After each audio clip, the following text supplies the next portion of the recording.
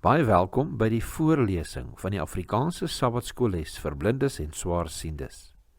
Hierdie lesse word voorsien deur die Wêreldkonferensie van die Sewende Dag Adventiste Kerk. Die voorlesing van die les word aan u gebring deur SSL in samewerking met Adventiste Wêreldradio Afrikaans en word voorgeles deur Marlena Nel.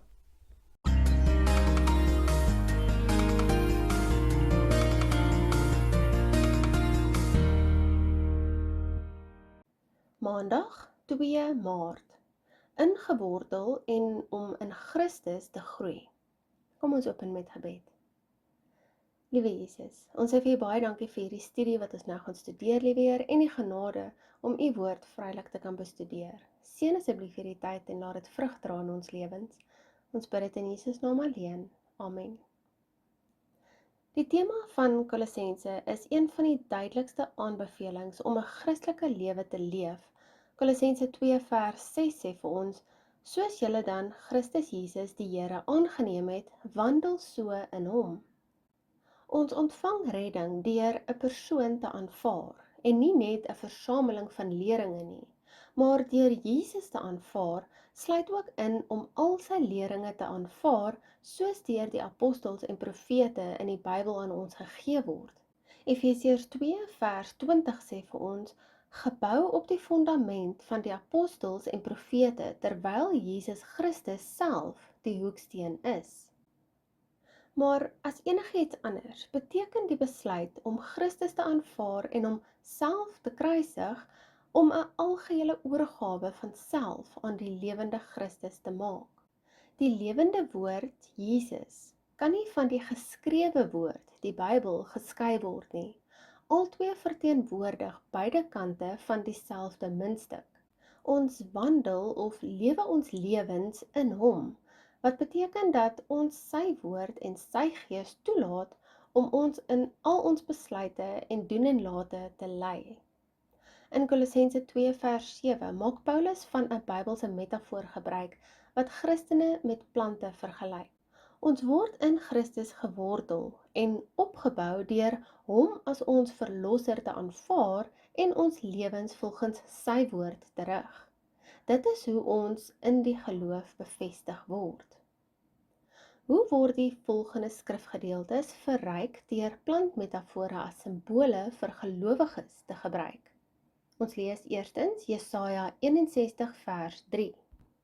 Om vir die trerendes in Sion te beskik, dat aan hulle gegee word sieraad vir as, vreugdeolie vir treurigheid, 'n gewaad van lof vir 'n verslae gees, sodat hulle genoem kan word terebinte van geregtigheid, 'n planting van die Here tot sy verheerliking. Volgende lees ons Matteus 3 vers 10.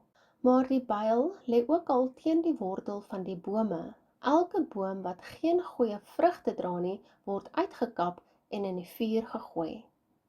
Volgende lees ons Lukas 8 vers 11 tot 15. Dit is dan die gelykenis. Die saad is die woord van God. Die langs die pad is die hoorder. Daarna kom die duiwel en neem die woord uit hul harte weg, sodat hulle nie sou glo en gered word nie. En die op die rots is hulle wat die woord met blydskap ontvang wanneer hulle dit hoor, en hulle het geen wortel nie, aangesien hulle net vir 'n tyd glo, en in die tyd van versoeking val hulle af. En wat in die dorings geval het, dit is die wat gehoor het, en hulle gaan weg en word verstik deur die sorge en rykdom en genietinge van die lewe en dra geen ryp vrug nie. En wat in die goeie grond val, dit is die wat, nadat hulle gehoor het, die woord in 'n edele en goeie hart hou en met volharding vrug dra. Die volgende vers lees ons in 1 Korintiërs 3 vers 6. Ek het geplant, Apollos het nat gemaak, maar God het laat groei.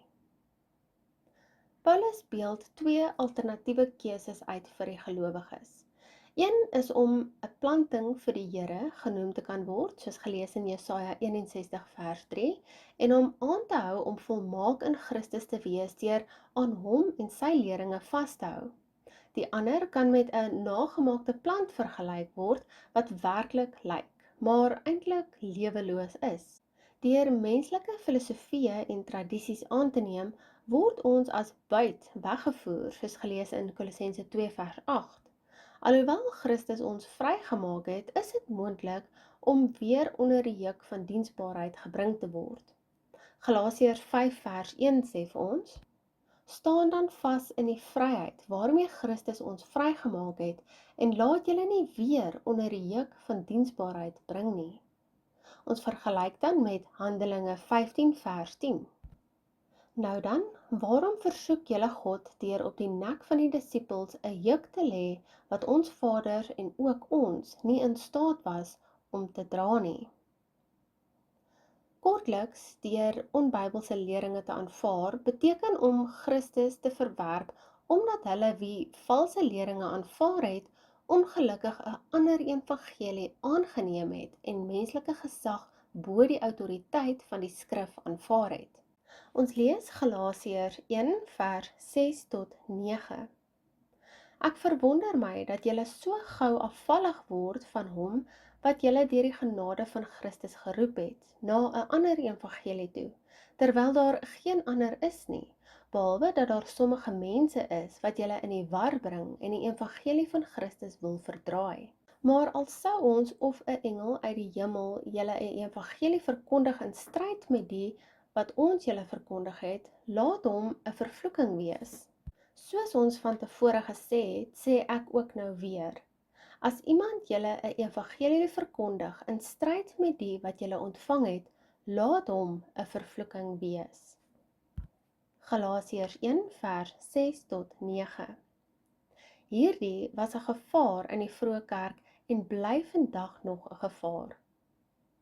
Wat was jou eie ondervinding met wat dit beteken om self op te offer om liewer Christus te ontvang? Hoekom moet dit 'n voortdurende proses wees?